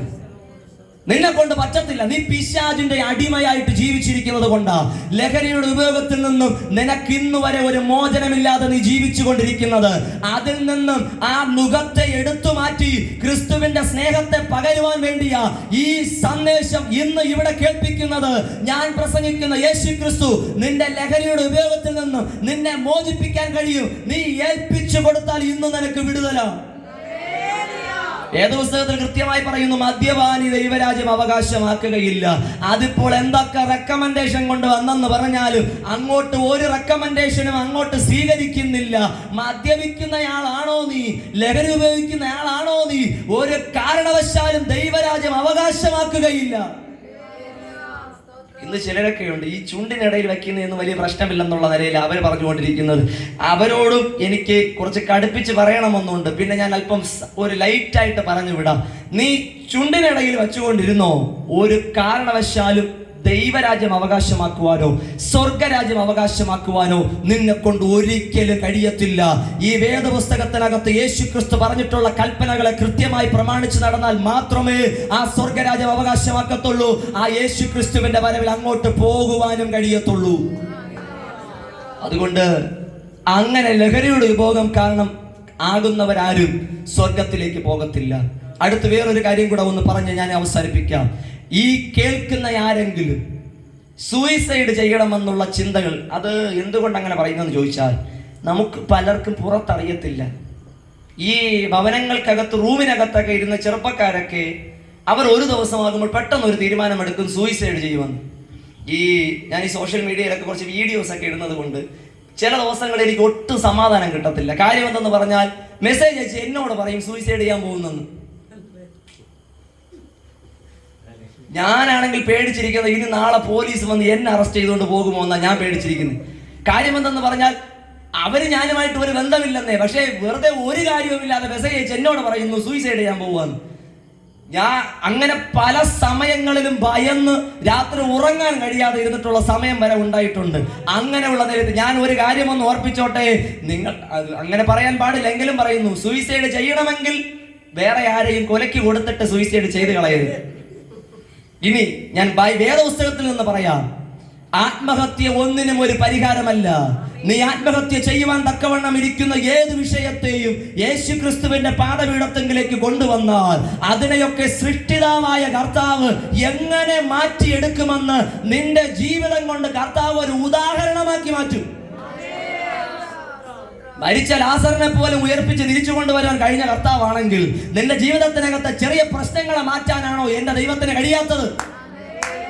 ആരെങ്കിലും സ്നേഹിച്ചുകൊണ്ടിരുന്ന ആൾക്കാർ വിട്ടിട്ട് പോയി കഴിഞ്ഞാൽ സൂയിസൈഡ് ചെയ്യുമെന്നാ പറയുന്നത്. അവര് പോണെങ്കിൽ പോട്ടെന്നേ, നിന്നെ സ്നേഹിക്കാൻ യേശു ക്രിസ്തു ഉണ്ട്. നീ ഇന്ന് വിഷമിക്കുന്നതിന് കാരണം നീ തന്നെയാ. യേശു ക്രിസ്തു നിന്നെ സ്നേഹിക്കുന്നുണ്ടെന്ന് പറഞ്ഞപ്പോൾ മൈൻഡ് ചെയ്യാതെ ജീവിച്ചു. പക്ഷേ അവൻ വന്ന് സ്നേഹിക്കുന്നെന്ന് പറഞ്ഞപ്പോൾ നീ മൈൻഡ് ചെയ്തു. അതുകൊണ്ട് കുറച്ച് കരയേണ്ടി വന്നാലും നമ്മൾ വിതച്ചത് കൊയ്യുന്നെന്ന് കരുതിയാൽ മതി. ഇന്നേ ദിവസം യേശു ക്രിസ്തുവിന് പറയാനുള്ളത്, യേശു ക്രിസ്തു നിങ്ങളെ സ്നേഹിക്കുന്നുണ്ട്. നിങ്ങളെ രക്ഷിക്കാൻ ആ കർത്താവ് ഈ ഭൂമിയിലേക്ക് ഇറങ്ങി വന്നത് ആ യേശു ക്രിസ്തുവിന്റെ പദ്ധതിയാണ്. അതുകൊണ്ട് ആത്മഹത്യ ചെയ്യുവാൻ വേണ്ടി ആരും താല്പര്യപ്പെടരുതേ. ആ കർത്താവ് നിങ്ങളെ സ്നേഹിക്കുന്നുണ്ട്. നിങ്ങളുടെ ജീവിതത്തെ ആ കർത്താവ് മാറ്റുമെന്നുള്ള കാര്യത്തിന് ഒരു മാറ്റമില്ല. ആരും പ്രതീക്ഷിക്കാത്ത സമയത്ത് യേശു ക്രിസ്തുവിന്റെ വരവിനെ കുറിച്ച് പറഞ്ഞല്ലോ. മറ്റൊരു വിഷയം ചിലപ്പോൾ സംഭവിക്കാൻ സാധ്യതയുണ്ട്. നമ്മൾ ആരും ക്ഷണിക്കാതെ നമ്മുടെ ഭവനത്തിന്റെ ഫ്രണ്ടിൽ ഒരു അതിഥി വന്ന് നിൽക്കും. ആ അതിഥിയുടെ പേരാണ് മരണം. ഈ മരണത്തിന്റെ പ്രത്യേകത എന്താണെന്ന് ചോദിച്ചാൽ നമുക്കാർക്കും തന്നെ ഇതിനോട് എതിർത്ത് നിൽക്കുവാൻ കഴിയത്തില്ല. കോടിക്കണക്കിന് ആളുകളെ കൊന്നെന്ന് പറഞ്ഞാലും ഈ മരണം എന്റെ ജീവിതത്തോടുള്ള ബന്ധത്തിൽ വന്നാൽ ഞാൻ ഏൽപ്പിച്ചു കൊടുത്തേ പറ്റൂ. എത്ര വലിയ മാളിക പണിതെന്ന് പറഞ്ഞാലും ആ മരണം അതിനകത്ത് വന്നാൽ ഏൽപ്പിച്ചു കൊടുത്തേ പറ്റൂ. എത്ര ബാങ്ക് ബാലൻസ് ഉണ്ടെന്ന് പറഞ്ഞാലും മരണം എന്റെ ജീവിതത്തിന്റെ ഫ്രണ്ടിൽ വന്നാൽ ഏൽപ്പിച്ചു കൊടുത്തേ പറ്റൂ. മരണത്തെ ജയിക്കുവാൻ നമ്മളെ കൊണ്ട് കഴിയത്തില്ല. പക്ഷേ ആ മരണത്തിന് മുൻപ് ചെയ്തെടുക്കാൻ പറ്റുന്ന വിഷയങ്ങളെ ചെയ്യുവാൻ നമ്മളെ കൊണ്ട് കഴിയും. അങ്ങനെയുള്ളവർ മരണത്തെ മുഖാമുഖമായി കാണുമ്പോഴും അവർ പാടും, യാത്ര ചെയ്യും ഞാൻ ക്രൂശെ നോക്കി, യുദ്ധം ചെയ്യും ഞാൻ യേശുവിനായി, ജീവൻ വച്ചിടും എന്റെ രക്ഷകനായി, എന്റെ അന്ത്യശ്വാസം വരെ എനിക്ക് മറ്റൊന്നിനെയും നോക്കേണ്ട ആവശ്യമില്ല. രക്തസാക്ഷിയായിട്ട് മരിക്കുന്ന യേശു ക്രിസ്തുവിന്റെ ശിഷ്യന്മാർ തുടങ്ങി അനേക അപ്പോസ്തലന്മാരുടെ ഒരു നീണ്ട നിര, അവരൊക്കെ മരണത്തിന്റെ മുൻപിൽ ഒരു അല്പം പോലും ഭയപ്പെട്ടില്ല കേട്ടോ. മരണത്തിന്റെ മുൻപിൽ എന്നെ ഒന്ന് വെറുതെ വിടണമേ എന്ന് കെഞ്ചിയ ചരിത്രമല്ല അവർക്കുള്ളത്. ആ കൊല്ലാൻ നിൽക്കുന്ന ആളുകളുടെ മുൻപിൽ നിന്നുകൊണ്ടും യേശു ക്രിസ്തു മാത്രമാണ് രക്ഷകനെന്ന് അവസാനമായി വിളിച്ചു പറഞ്ഞിട്ട് മരിച്ച ഒരു ചരിത്രമാണ് എല്ലാ രക്തസാക്ഷികളായിട്ട് മരിച്ചവർക്കുമുള്ളത്. അവർ സമയം കൊടുത്താൽ നീണ്ട പ്രസംഗം നടത്തും. അവർക്ക് 1 മിനിറ്റ് കൊടുത്താൽ യേശു ക്രിസ്തു മാത്രമാണ് രക്ഷകനെന്ന് പറഞ്ഞിട്ട് സന്തോഷത്തോടെ മരിക്കും. സ്തേഫാനോസിന് ഒരൊറ്റ പ്രസംഗമേ ഉണ്ടായിരുന്നുള്ളൂ. ഒരൊറ്റ പ്രസംഗം നീറ്റായിട്ട് പ്രസംഗിച്ചിട്ട് മരിച്ച് സ്വർഗത്തിൽ പോയ എത്ര സന്തോഷമുള്ള ഒരു മനുഷ്യൻ. നമ്മളൊക്കെ അനേക ദിവസങ്ങൾ കിട്ടുമ്പോഴാ ദൈവത്തിൽ നിന്ന് അകന്നു പോകുന്നത്. അങ്ങനെ ചെയ്യരുതേ. നമ്മുടെ മരണം എപ്പോഴും അറിയാത്തത് കൊണ്ട് നമ്മൾ ഒരുങ്ങിയിരിക്കണം. മരണം എപ്പോഴും അറിയത്തില്ല കേട്ടോ, എപ്പോഴും അറിയത്തില്ല. ഒരു പൈതലിനോട് ഒരു പാസ്റ്റർ ഇങ്ങനെ ചോദിച്ചു, ഞാൻ പേര് ഡീറ്റെയിൽസുകളൊക്കെ ഓർക്കുന്നില്ല, ഞാനല്ലാതെ പറയും, നിനക്ക് ആരാകണം, അല്ല അടുത്ത നിന്റെ പ്ലാൻ എന്താണ്? അപ്പോൾ പറഞ്ഞു, സ്കൂളിൽ പോകണം. അത് കഴിഞ്ഞുള്ള പ്ലാനോ ജോലി നേടണം. അത് കഴിഞ്ഞുള്ള പ്ലാനോ കല്യാണം കഴിക്കണം. അത് കഴിഞ്ഞുള്ള പ്ലാനോ പ്ലാൻ ചോദിച്ച് ഏറ്റവും അവസാനമായപ്പോൾ മരിക്കും. അപ്പോഴൊരു ചോദ്യം, അത് കഴിഞ്ഞോ? അത് കഴിഞ്ഞോ? ഞാൻ നിങ്ങളോട് ചോദിക്കുന്നു, ഇന്ന് നിന്റെ ആത്മാവിനെ നിന്നോട് ചോദിച്ചാൽ നിന്റെ നിത്യത നീ എവിടെ ചിലവഴിക്കും? നിത്യമായ നരകത്തിലാണോ നിത്യമായ സ്വർഗത്തിലാണോ? നാളെ മീറ്റിംഗ് ഉണ്ട്, ശരിയാ. നാളത്തെ മീറ്റിങ്ങിന് ഞാനുണ്ടോ എന്നുള്ള കാര്യം എങ്ങനെ അറിയാം? നാളെയും ഇവിടെ സുവിശേഷ പ്രസംഗമുണ്ട്, ശരിയാ. അത് കേൾക്കാൻ ഞാനുണ്ടെന്നുള്ള കാര്യം എങ്ങനെയാ അറിയാം? ഇന്നലെയുള്ള എത്രയോ ശ്രേഷ്ഠന്മാരാ ഇന്ന് കാണാതെ വണ്ണം കണ്ണിൽ നിന്നും മറഞ്ഞു പോയത്.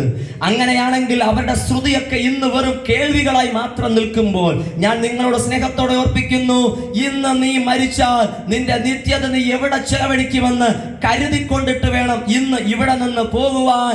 ആ നിത്യത നൽകുന്ന കർത്താവാണ് നമ്മുടെ കർത്താവായ യേശു ക്രിസ്തു. അതുകൊണ്ടാ പറയുന്നത്, ആദിയിൽ വചനമുണ്ടായിരുന്നു, വചനം ദൈവത്തോട് കൂടെയായിരുന്നു, വചനം ദൈവമായിരുന്നു.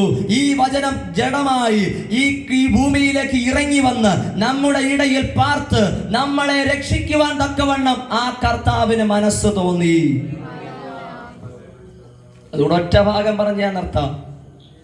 പ്രസംഗം കേട്ടത് കൊണ്ട് കാര്യമില്ല, നിത്യജീവൻ അവകാശമാക്കണം. ഇന്നിവിടെ പ്രസംഗം കേട്ടുകൊണ്ടിരിക്കുന്നവരിൽ എല്ലാവരും രക്ഷിക്കപ്പെടണമെന്ന എന്റെ താല്പര്യം. പൗലോസ് പോലും പറയുന്നത്, വല്ല വിധേനയും മരിച്ചവരുടെ ഇടയിൽ നിന്നുള്ള പുനരുത്ഥാനം ഒന്ന് പ്രാപിച്ചിരുന്നെങ്കിലെന്ന്. അങ്ങനെയാണെങ്കിൽ നമ്മളൊക്കെ എത്രത്തോളം വാഞ്ചയോടുകൂടെ ആയിരിക്കണം ആ പുനരുത്ഥാനം ഒന്ന് പ്രാപിക്കേണ്ടത്. ദയവ് ചെയ്തൊന്ന് ഏൽപ്പിച്ചു കൊടുക്കുക ദൈവസന്നിധിയിൽ. ഒരു നിമിഷം കണ്ണുകളെ അടച്ച് നമുക്കൊന്ന് പ്രാർത്ഥിക്കാമോ? കണ്ണുകളെ അടച്ചൊന്ന് പ്രാർത്ഥിക്കാമോ? എല്ലാവരും ഒന്ന് ഏൽപ്പിച്ചു കൊടുത്താട്ടെ. പരിശുദ്ധനായ ദൈവമേ, ഞങ്ങളുടെ സ്വർഗീയ പിതാവേ, നാഥ, ഇന്നിവിടെ കേട്ട സന്ദേശങ്ങളുടെ മുൻപിൽ ഇവിടെ ആയിരിക്കുന്ന എല്ലാവരെയും ഏൽപ്പിക്കുന്ന കർത്താവേ, ദൈവമേ, ഇവരുടെ എല്ലാം ജീവിതത്തിനകത്ത് ഈ ലോകത്തിലെ നന്മകളെക്കാൾ ഉപരിയായി സ്വർഗരാജ്യം അവകാശമാക്കണമെന്നുള്ള ആ ചിന്ത ഇവരുടെ ഹൃദയങ്ങൾക്കകത്ത് വ്യാപരിക്കുവാൻ ദൈവത്തിന്റെ ആത്മാവെ അങ്ങ് ഇടയാക്കുമാറാകണമേ. ഈ ലോകത്തിലെ എന്തൊക്കെ സൗഭാഗ്യങ്ങൾ കിട്ടുമെന്ന് പറഞ്ഞാലും, ഈ ലോകത്തിൽ എന്തൊക്കെ നേട്ടങ്ങൾ കിട്ടുമെന്ന് പറഞ്ഞാലും, ഈ ലോകത്തിലെ എന്തൊക്കെ നിലകളിലുള്ള വൻവൻ നേട്ടങ്ങൾ കിട്ടി കൈവരിക്കുന്നെന്ന് പറഞ്ഞാലും, അതിനേക്കാളെല്ലാം ഉപരിയായി നിത്യജീവൻ അവകാശമാക്കുവാൻ ഇടയാക്കണമേ എന്നുള്ള ഒരു പ്രാർത്ഥന നമ്മുടെ ജീവിതങ്ങളിൽ നിന്നും പുറത്തേക്ക് വരട്ടെ. ദൈവമേ, എന്നെ ഒരിക്കലും ആ നിത്യത നഷ്ടപ്പെടുന്നവരുടെ കൂട്ടത്തിലേക്ക് എന്നെ മാറ്റിക്കളയരുത്. അതിൽ നിന്ന് എന്നെ രക്ഷിക്കുവാൻ തക്കവണ്ണം ദൈവാത്മാവേ അങ്ങേക്ക് ഹിതം തോന്നണമേ എന്ന് പറയുവാൻ നിങ്ങളുടെ മനസ്സിനകത്തേക്ക് ഏതെങ്കിലും വ്യക്തി ജീവിതങ്ങളുടെ പേരുകൾ ഓർമ്മ വരുന്നുണ്ടെങ്കിൽ, ചിലപ്പോൾ ഈ ദേശത്തുള്ളവരായിരിക്കാം, ചിലപ്പോൾ നിങ്ങളുടെ ബന്ധുക്കളായിരിക്കാം, ചിലപ്പോൾ സ്നേഹിതരായിരിക്കാം, അവർ കൂടെ രക്ഷിക്കപ്പെടണമെന്നുള്ള താല്പര്യം നിങ്ങൾക്കുണ്ടെങ്കിൽ അവർക്ക് വേണ്ടി കൂടെ നമുക്കൊന്ന് പ്രാർത്ഥിക്കാമോ? നാഥാ, അവരെയും ഓർത്തുകൊണ്ട് പ്രാർത്ഥിക്കുന്നു. ദുഷ്ടൻ പോലും നശിച്ചു പോകുവാൻ ദൈവത്തിന് താല്പര്യമില്ലല്ലോ. അവർ പോലും മാനസാന്തരപ്പെട്ട് ഈ രക്ഷ അംഗീകരിക്കണമെന്നും ഈ രക്ഷ കൈവശമാക്കണമെന്നുമാണല്ലോ അങ്ങയുടെ പദ്ധതി. ദൈവത്തിന്റെ ആത്മാവേ, അതിനുവേണ്ടി അവരെ സഹായിക്കണമേ, അതിനുവേണ്ടി അവരെ ഇടയാക്കണമേ. എല്ലാവരും രക്ഷിക്കപ്പെടണമെന്നുള്ള നിലയിൽ ആഗ്രഹിച്ചുകൊണ്ട് പ്രാർത്ഥിക്കുന്നു. പിതാവ് ആകർഷിച്ചിട്ടല്ലാതെ ആരും പുത്രന്റെ അടുക്കൽ വരുന്നില്ലല്ലോ. ദൈവത്തിന്റെ ആകർഷണ വലയം അത് ഈ ശബ്ദം കേട്ടുകൊണ്ടായിരിക്കുന്ന എല്ലാവരുടെ ജീവിതത്തിനകത്തേക്കും ദൈവമേ അങ്ങ് പകരുമാറാകണമേ. കഴിഞ്ഞ നാളുകളിൽ ഒരു തീരുമാനമില്ലാതെ അവർ ജീവിച്ചെങ്കിൽ ഇനിയുള്ള നാളുകളിൽ ഒരു തീരുമാനത്തോടുകൂടെ ജീവിക്കത്തക്കവണ്ണം അവരുടെ ജീവിതങ്ങളെ ദൈവമേ അങ്ങ് ഇടയാക്കുമാറാകണമേ. അപ്പാ, ഞങ്ങളാരും പൂർണ്ണമായി യോഗ്യതയുള്ളവരല്ല. ഞങ്ങളെല്ലാവരെയും സമർപ്പിച്ചു തരുന്ന കർത്താവേ, അങ്ങ് നിലനിർത്തിയാലേ ഉള്ളൂ. അപ്പാ, അങ്ങ് വഴി നടത്തിയാലേ ഉള്ളൂ കർത്താവേ. ഇനിയും അങ്ങ് വഴി നടത്തുമാറാകണമേ, ഇനിയും അങ്ങ് പ്രവർത്തിക്കുമാറാകണമേ. അങ്ങ് അങ്ങനെ ചെയ്യുന്ന കൃപയ്ക്കായി സ്തോത്രം ചെയ്യുന്നു. മഹത്വം പൂർണ്ണമായി അങ്ങേക്ക് യേശു ക്രിസ്തുവിന്റെ നാമത്തിൽ തന്നെ ആമേൻ. കർത്താവ് എല്ലാവരെയും സഹായിക്കുമാറാകട്ടെ.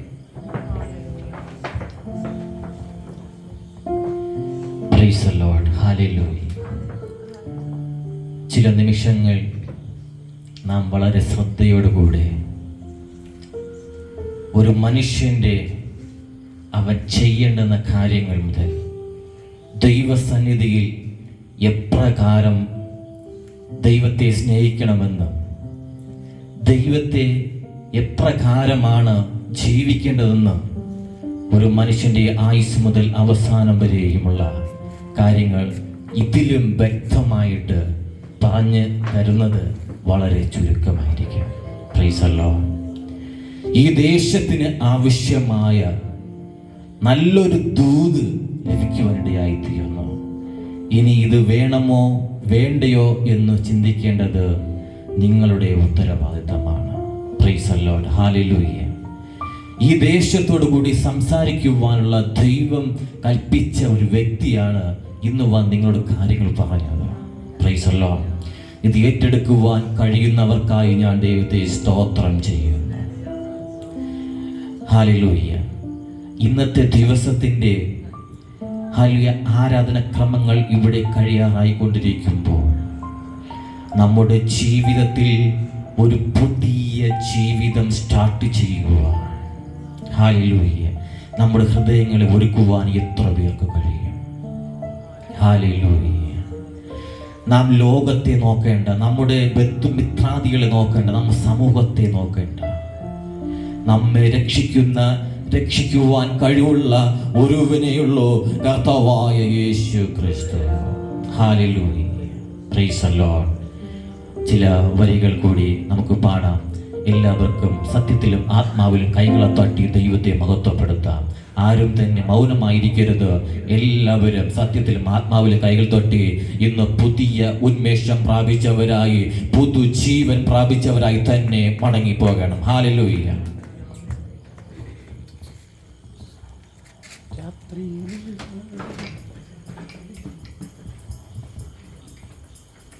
Praise the Lord. എല്ലാവരും കൈകളെ തട്ടി പാടാം.